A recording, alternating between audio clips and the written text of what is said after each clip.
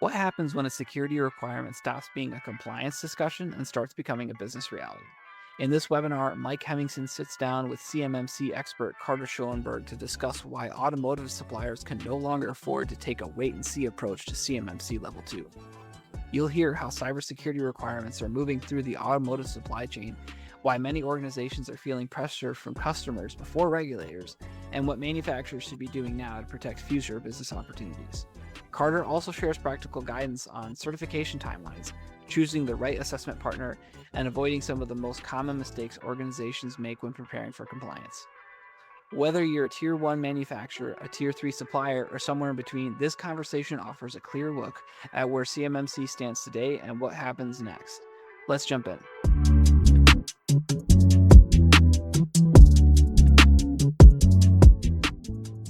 Thank you for joining our CMMC Level 2 for auto suppliers, what you need to do before contracts are on the line. With that being said, I'd like to introduce Carter Schoenberg, who is our CMMC Level 2 expert, subject matter expert that is. Carter, how are you today? I'm doing well. Thank you for having me on today. Awesome. Well, Carter, as you and I have talked before we got onto this, we're going to review in very plain English what CMMC Level 2 is for auto suppliers. It's not just a defense contractor obligation. It's really growing in the automotive sector.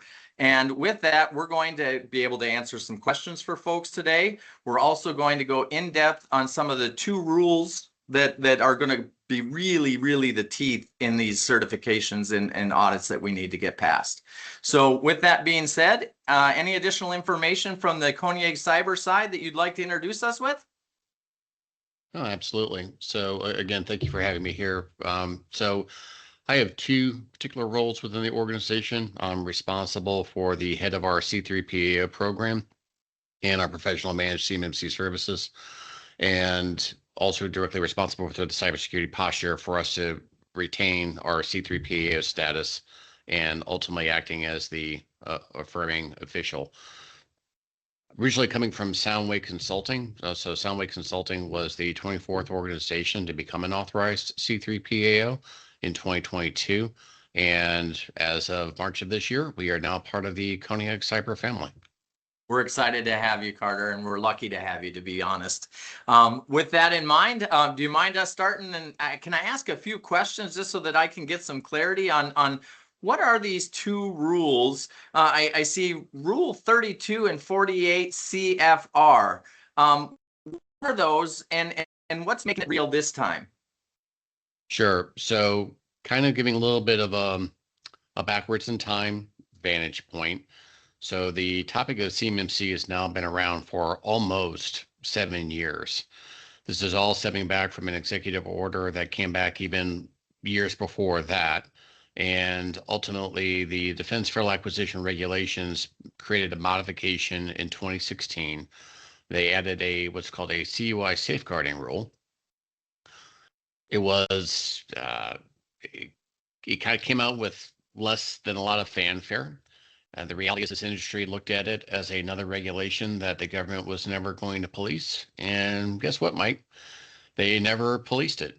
And if you had to kind of connect the dots between our jet fighter technology winding up in the hands of China, some of our adversarial cyber weaponry winding up in the hands of Russia, at a certain point, I'm convinced that the Joint Chiefs of Staff got together and said, just simply putting a DFARS clause into a contract is not enough. So we have to be able to create a mechanism for kind of keeping the government contracting community honest about this. Yeah. So there was an initial version, and it had multiple frameworks that were built into it. It was met with a lot of resistance. And then the second iteration came about, which basically reduced it to just one standard. That is the NIST Special Publication 800-171, which is titled Protecting Controlled and Classified Information in Non-Federal Systems and Organizations. Now, with respect to the DFARS clause that I made reference to previously, you had for probably several years, and actually it's still happening, a lot of organizations saying, yep, I swear to test I'm in conformance with that. Well, the problem is that the government was able to determine that for the majority of the organizations that had made that attestation, it was factually incorrect. They, meaning the government, also clearly understood that they were not in a position to bring to bear to the marketplace having enough government employees to take that on. So therefore, they entered into a single source, no cost contract with the Cyber Accreditation Body, which is the ultimate authority on providing oversight for organizations that are defined as a C3PAO, not to be confused with a 3PAO. So 3PAOs are for evaluating companies for software security and FedRAMP certification. C3PAOs are pretty much exclusive to the realm of CMMC. It's very important for the listeners to understand that when we make reference to CMMC, it is not the same thing as DFARS. All that people really need to understand that CMMC is a third-party way of policing that you are not in violation of your contractual obligations. So, starting in 2019 and then slowly progressing and then kind of going radio silent for many years, a lot of people took the position of this requirement is never going to get off the ground. So therefore, I'm not going to invest any time or effort in trying to satisfy these requirements. And then in 2024, 32 CFR Part 170 was codified. What that basically means is in the Federal Register, the basis for having CMMC as a formal program became administrative law. Full stop. Okay. Then it alluded to a multi-phased rollout. Phase one, which would basically each phase would last about a year, and phase one would be for level one self-attestation, which we'll get to the levels in a minute. Phase two would be for level two self-assessment. Self-certification. Phase three would be at level two independently being certified by a C3PAO like Koniag Cyber. And then phase four, which would be for level three. Well, while 32 CFR created the basis for the CMMC program, there still needed to be an official edict, if you will, for directing government contracting officers and officials to put it into contract language. So then you had 48 CFR come out. It became codified and basically was the second part to 32 CFR. So now organizationally throughout the entire U.S. government, CMMC is a thing. And now with 48 CFR, the Department of War has the statutory authority to require CMMC in all of its contracts moving forward. So, Carter, thank you. That's an immense amount of information, and we really appreciate it. And I'm glad we're recording this for people to go back. You talked a lot about Department of War, Department of Defense, government. How is this applying to automotive suppliers and manufacturers? Where's that correlation? Yeah, so the automotive sector is, while it is its own vertical, it is notwithstanding the brunt of the tip of the spear, if you will. So a automotive manufacturer, regardless of what tier in the supply chain it is located in, is still subject to these requirements. The easiest way for an organization to determine if these requirements are applicable or not is actually quite simple. Any contract that you have with the Department of Defense, now named the Department of War, all you have to do is just put in -7012. Just do Control F -7012. If that hits, these obligations directly apply to you. They directly apply to your lower tiered subs because there is a flow down clause that is applicable, and notwithstanding any specific level of tier does it stop at. That's great. Thank you. Thank you. I hope our listeners take advantage of that to see if they are required. Can you walk us through, tier one, tier two, three automotive supply chain, what that looks like, and how to know whether CMMC lands on them now, here, later, or even if it will be at all? Sure. So let's focus on tier one. So those are going to be what we would call in government contract parlance, the prime contractor. So the actual entity that actually has the written contract with the U.S. government, in this case, Department of Defense, Department of War. With respect to how, so we'll pick on Ford. Okay. Very large OEM, original equipment manufacturer. So they have a prime contract vehicle with the Department of War to make a product, a manufactured automobile product that is going to be used for, let's say, wartime purposes. So that would be your tier one supplier. Now, Okay.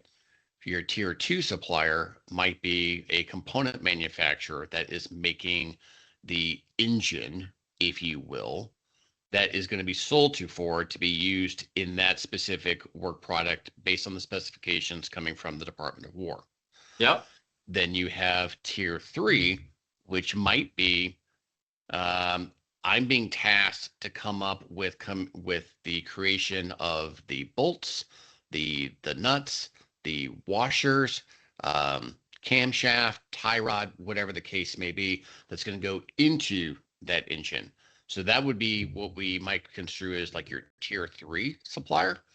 Yep. All of which is going to be subject to that original prime contract. It is up to the prime contractor, in this case, in this scenario, Ford would be making the determination of at what point in time are the materials that are going to be within that contract going to be capable of being delisted as CUI. So what do I mean by that? Because I'm not trying to tell your audience that the Ford Motor Company or anybody else gets to sit there and say, well, no, it says CUI, but it's not CUI.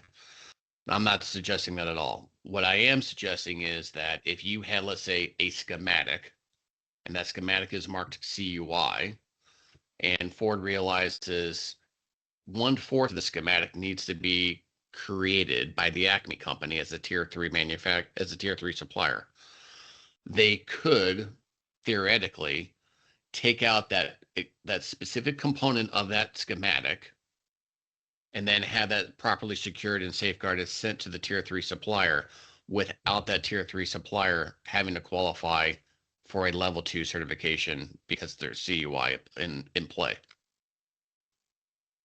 Okay. Recently I've met with a few manufacturers that aren't necessarily automotive, but they do tend to every once in a while do business with some of the automotive supplier tier twos. Mm-hmm. Starting to have a lot of conversation that they're even getting ready for CMMC Level 2 certification because they see it coming down the pipeline. Just probably 4 or 5 conversations in the last month with some of our customers. Yep. What would you give for a recommendation to those tier threes that maybe right now aren't, but why would they be interested in looking at something like this? So it's a great question. The reality is, unfortunately, we're not in the position any longer as of July 2026 to say, is it not? Which way's the wind blowing? Yep. The wind is only blowing in one direction. So out of roughly 300,000 organizations that make up the defense industrial base, about 120,000 of them are going to have to become independently certified. That was based on the initial numbers as provided by the U.S. government. My assumption is that number will actually be much higher. I think that there was a misunderstanding with regards to the interdependencies between tier 2 and tier 3 to the prime contractor. And frankly, what's driving the lion's share of the momentum for organizations becoming certified, and I think at last count, there's roughly 1,200. It's not even coming from the U.S. government. It's actually coming from the large system integrators.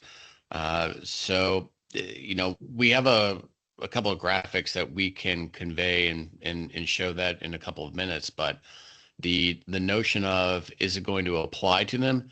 You have to operate under the assumption that it is going to apply to you. for an organization that's going to take the position of saying, yes, but what are those additional costs? Okay, what are the costs to your organization if you're no longer able to do business? I mean, Sure. it's really That's a big becoming, risk. yeah, it is a big risk.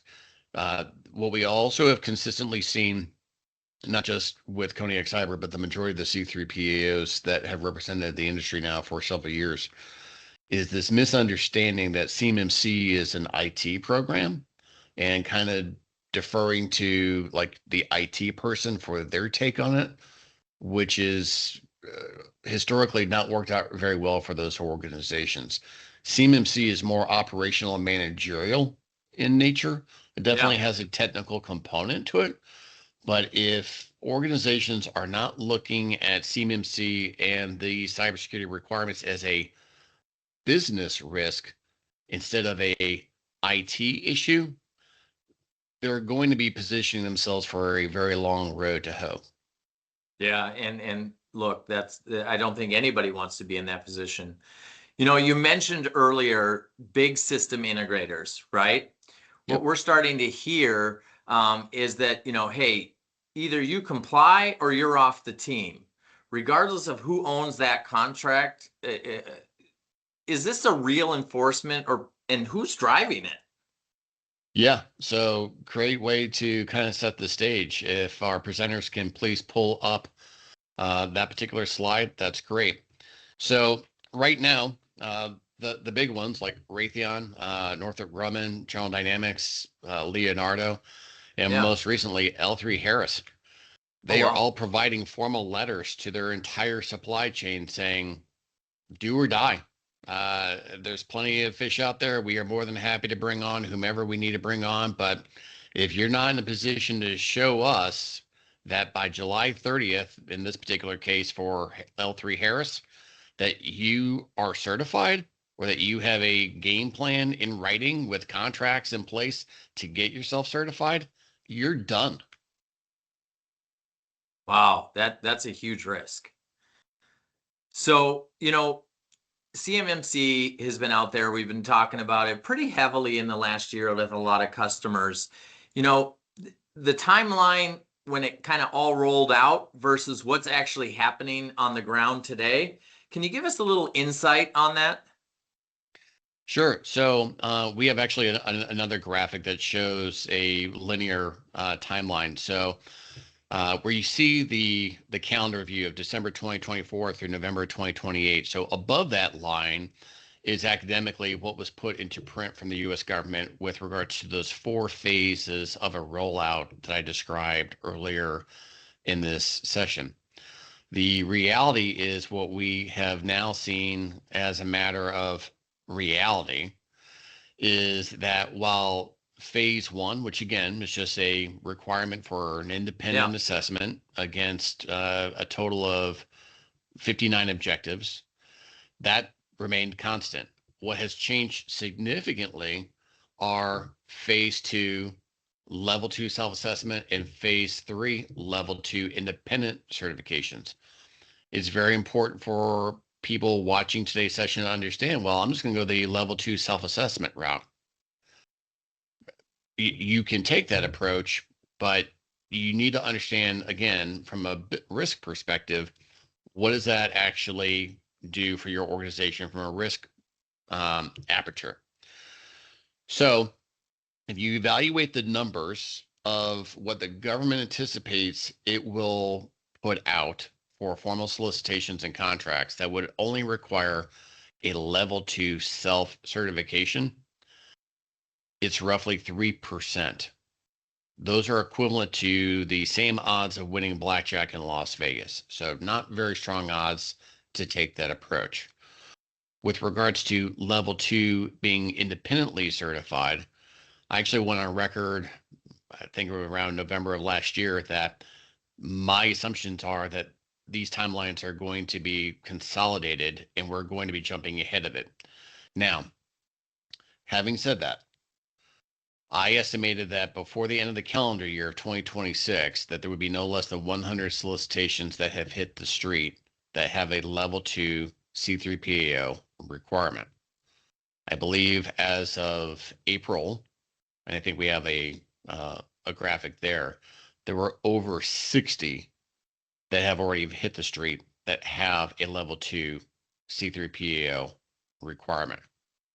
Now, there can be a variety of reasons for this, but it doesn't change the fact that as a organization that is dependent upon revenue streams from the US government, specifically the Department of War, you can no longer turn a blind eye to how rapidly these requirements are advancing. And I might also add, this might be the first webinar where this is actually being discussed.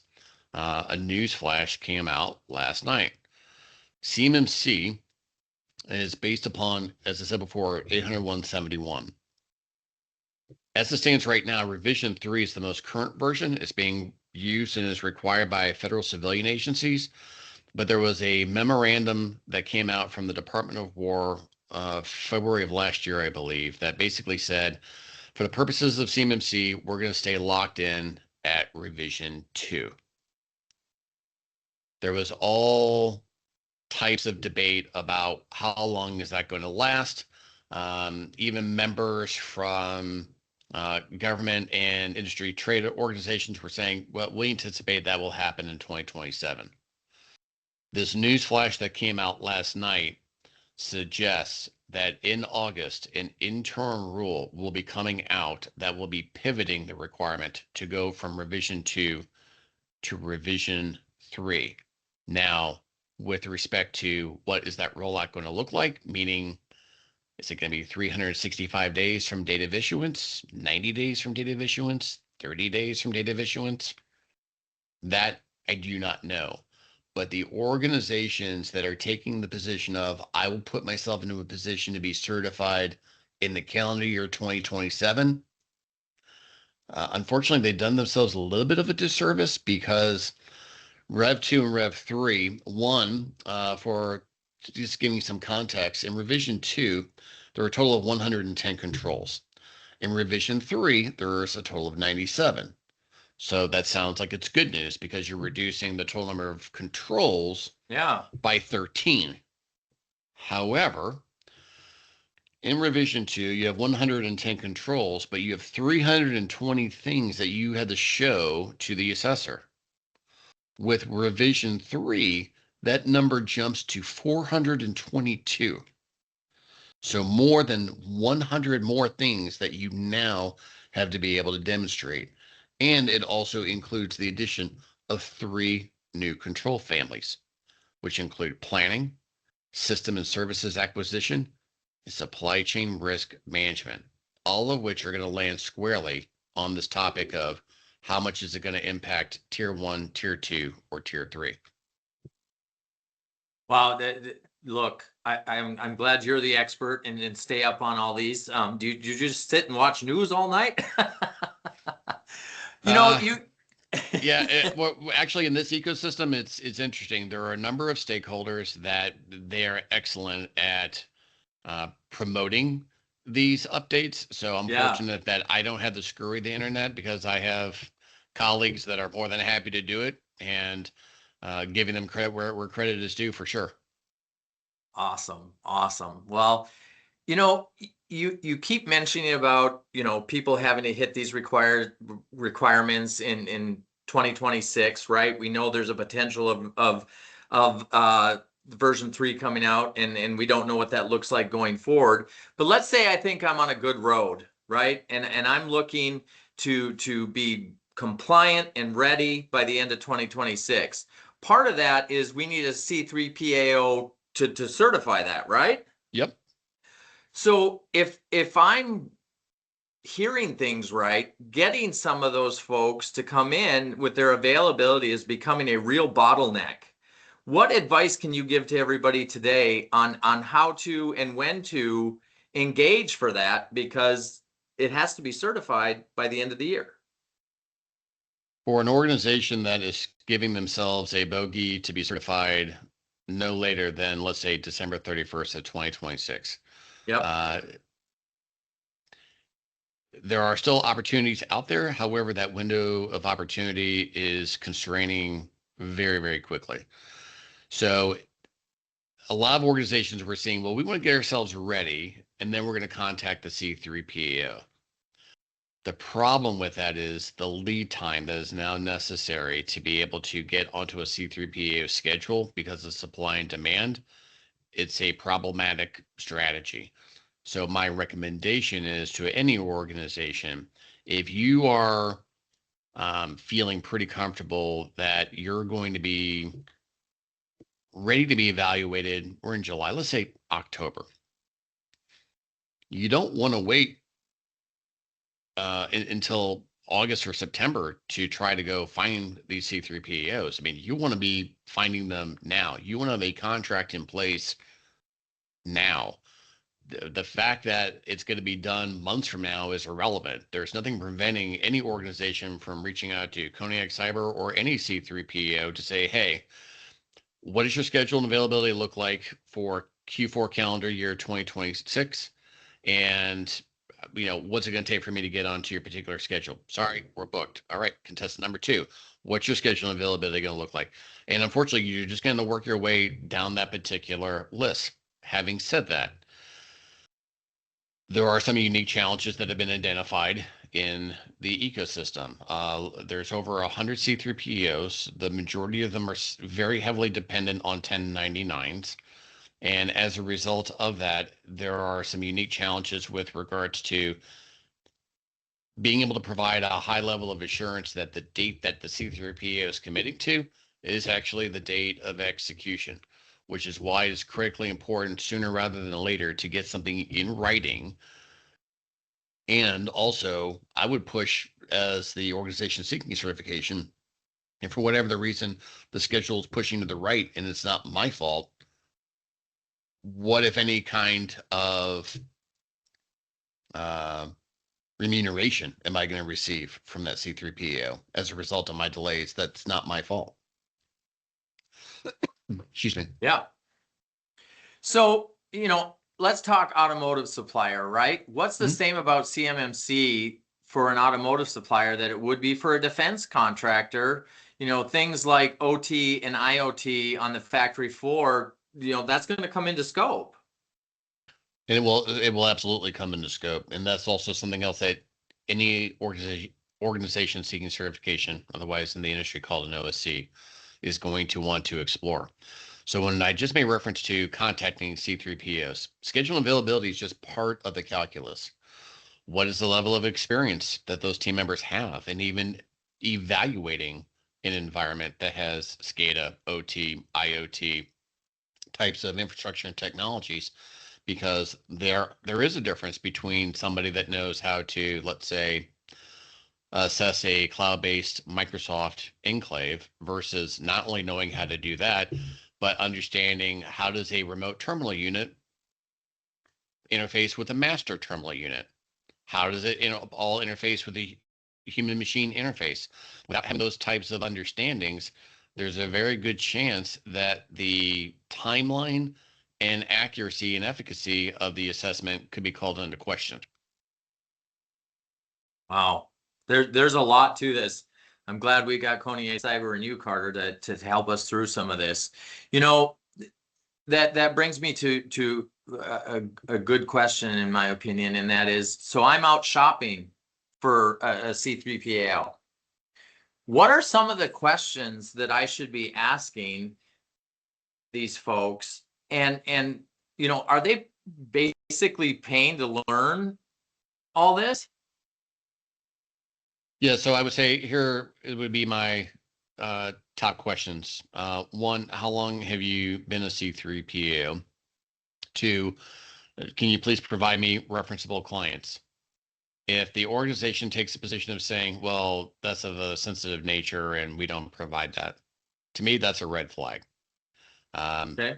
If you're doing solid work on behalf of your clients, there's nothing wrong with asking them if they can be defined as a referenceable client. And if they're not agreeable to be a referenceable client, it kind of begs the question, why not? Because all of these organizations that have now been certified, they're all chomping at the bit to have a new graphic that is under development from the cyber accreditation body that they can proudly post on their corporate website saying, I'm level 2 certified. Another question kind of comes back to what we're just talking about. What are the specializations of the individuals on your team? Do they know how to evaluate OT and IoT infrastructure? Do they have any hands-on experience walking a shop floor and being able to understand how hard copy CUI might be coming into play? I would also ask, the basics: schedule availability, costs of ownership, and also most recently, what is your process for becoming accredited? So as an example, you have being an authorized C3PO and being an accredited C3PO.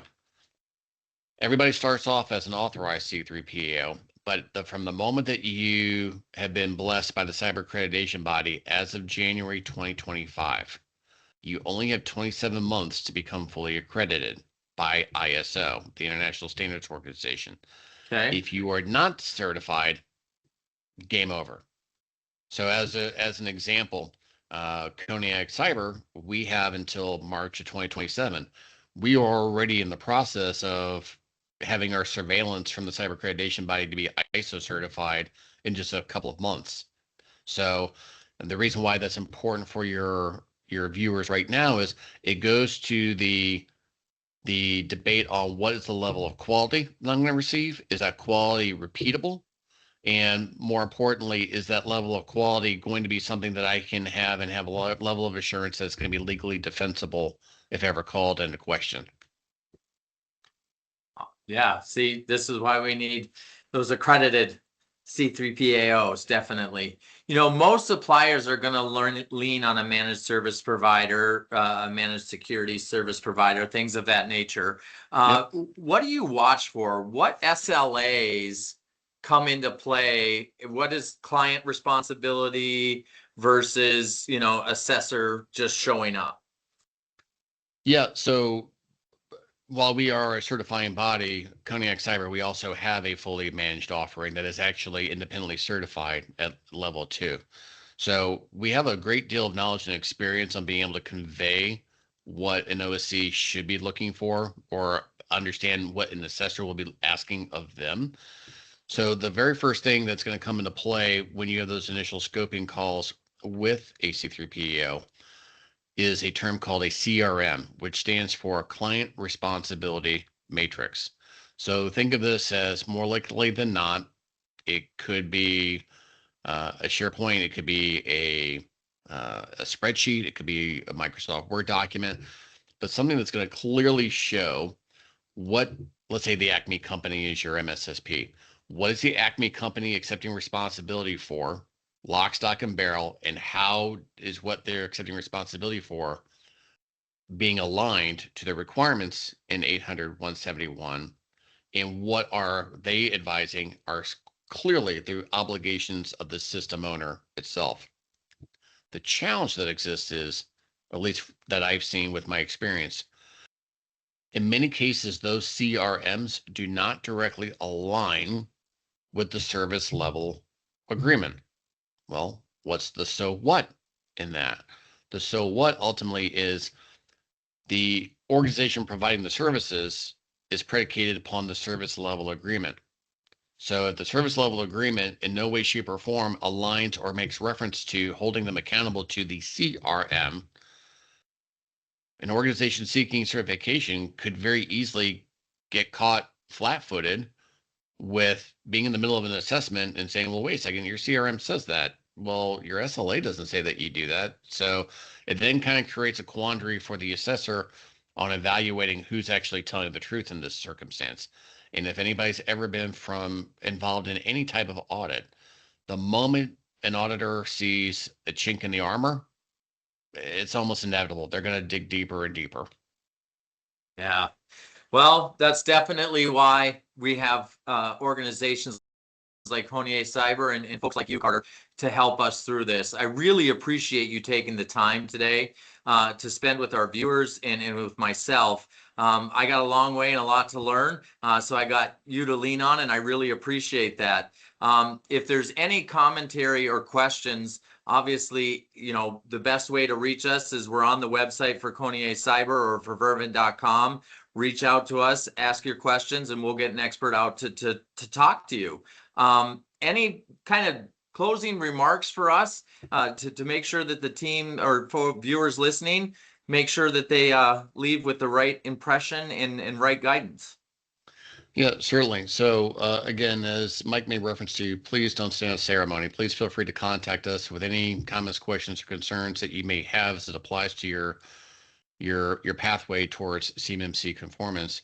One thing that is going to be a benefit, especially if you are in the Detroit area, the very first conference that specializes in CMMC will be in Detroit at the Detroit Airport Marriott on August 25th and 26th. It's going to be known as the CPARS Tour, and it is being hosted by the ESP, which stands for External Service Provider Collective, which is a not-for-profit organization that directly collaborates with the cyber accreditations body Engagement Forum.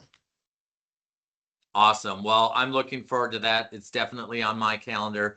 Again, Carter, I really want to thank you for taking the time. I think we have one last question that came in, and I'd like to make sure that we get that answered for our viewer. Sure. Can you see that question there? Is there a real risk for smaller family-owned suppliers? So one of the things as it comes down to, that they can't afford it. Yep. That's something that I've heard over a number of years. And the reality is unfortunately, there's really no data that supports such a claim. So I'm going to push back. I'm going to give guidance, but I'm going to push back. There's absolutely no data to date that supports that. If you are a small business, and let's say that you are making a widget, and that unit cost to the government is $1.13 per unit. As a result of these additional costs to be in conformance with these contractual obligations, we have not seen, nor can I point to any document of authority that says a company lost business because it had to increase the unit cost from $1.13 to, say, $1.26 to matriculate these costs across the board. That's point one. Point two, these are contractual obligations. So upon award, these are things that can be cost deferred, or I should say cost reimbursable. And it's my understanding as of regards recently, actually Detroit, the state of Michigan actually has grant funding issued by the state of Michigan with respect to cybersecurity and CMMC programs. So we will, and actually one of the individuals who represents that line of the business for the state of Michigan will actually be speaking at our conference on August 25th. Excellent. Great resource and super good reason to head down on the 25th and 26th to Detroit to get those details and get those introductions. One of our attendees saw on the website that we have free training. Can you walk us through what that entails? So with regards to free training on the website, can you please put up the actual link in question?